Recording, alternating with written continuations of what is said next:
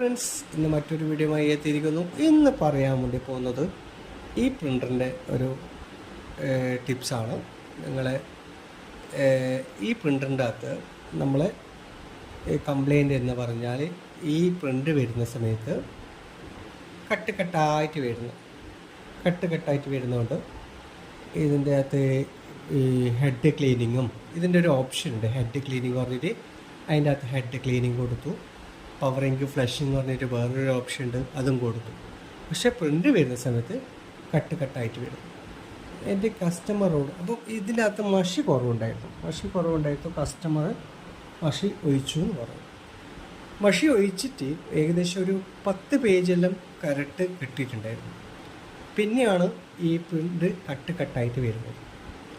അപ്പം service engineer അവിടെ പോവുകയും ശേഷം അവരോട് ഇങ്ങനെ കാര്യങ്ങൾ സംസാരിക്കുമ്പോൾ അവർ ഈ ഇങ്ക് വാങ്ങിച്ചത് ഓൺലൈനിലാണ്.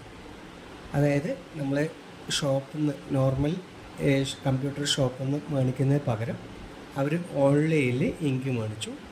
അതിൻ്റെ അകത്ത് കുറവുണ്ട് എന്നാണ്, പ്രൈസ് കുറച്ച് കുറവുണ്ട്, നമ്മളെ ഷോപ്പിന് മേടിക്കുന്നതിനെക്കാട്ട് കുറവുണ്ട്, അതുകൊണ്ട് അവിടെ നിന്ന് മേടിച്ചു. ഇത് കുറേ ആകെ പറ്റുന്നൊരു പ്രശ്നമാണ്. ചെറിയ ലാഭത്തിന് വേണ്ടിയിട്ട് നമ്മൾ ഈ പ്രിൻ്ററിനെ ഒരു ശവപ്പറമ്പിലേക്ക് കൊണ്ടിടുന്ന പോലെയാണ്. എന്നാൽ വെച്ചാൽ ഈ ഇങ്ക് ഓൺലൈനിൽ മേടിച്ച ഇങ്ക് കുറേ കസ്റ്റമർക്ക് പണി കിട്ടിയിട്ടുണ്ട്. ഇതുപോലെ തന്നെ ഇദ്ദേഹം പറഞ്ഞ പോലെ ആദ്യം 10 പേജ് വന്നു, പിന്നെ കട്ടായി വന്നു. അപ്പോൾ ഇങ്കിൻ്റെ ഒരു ചെറിയൊരു പ്രശ്നം അതിൽ കാണുന്നുണ്ട്. എന്നാന്ന് പറഞ്ഞാൽ ഇങ്ക് നമ്മൾ നോർമൽ ഷോപ്പിൽ നിന്ന് വാങ്ങുന്ന ഇങ്കും ആ ഇങ്കും വളരെ പ്രശ്നമാണ്. അപ്പോൾ അതുകൊണ്ട് നിങ്ങൾ തീർച്ചയായിട്ടും ശ്രദ്ധിക്കണം. നിങ്ങൾ ഓൺലൈനിൽ വാങ്ങാൻ പാടില്ല, നിങ്ങൾ ഷോപ്പിൽ നിന്ന് തന്നെ വാങ്ങിച്ചിട്ട് ഒഴിക്കണം. ഇത് പ്രശ്നം എന്ന് പറഞ്ഞാൽ ഹെഡ് കംപ്ലൈൻറ്റ് വരുന്നു. ഹെഡ് കംപ്ലൈൻറ്റ് വന്നു കഴിഞ്ഞാൽ ഹെഡ് നമുക്ക് റിപ്പയർ ചെയ്യാൻ പറ്റില്ല, അത് പൂർണ്ണമായിട്ടും മാറ്റേണ്ട തന്നെ വരുന്നത്. അപ്പോൾ ഹെഡിന് ഏകദേശം 5000-6000 രൂപയെല്ലാം വരുന്നുണ്ട്. അപ്പോൾ നിങ്ങൾ ഈ ചെറിയ ലാഭത്തിന് വേണ്ടിയിട്ട് ഇങ്ങനെ ചെയ്യാൻ പാടില്ല, ഷോപ്പിൽ നിന്ന് തന്നെ വാങ്ങണം.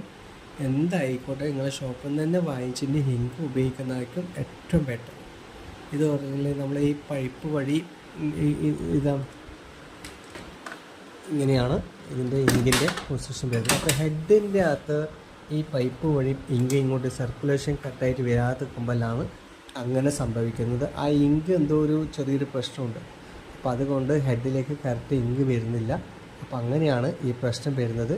തീർച്ചയായിട്ടും നിങ്ങളെല്ലാവരും ശ്രദ്ധിക്കുക, ഒരിക്കലും ഓൺലൈനിൽ വാങ്ങിച്ചിട്ട് ഇങ്ക് ഉപയോഗിക്കാൻ പാടില്ല.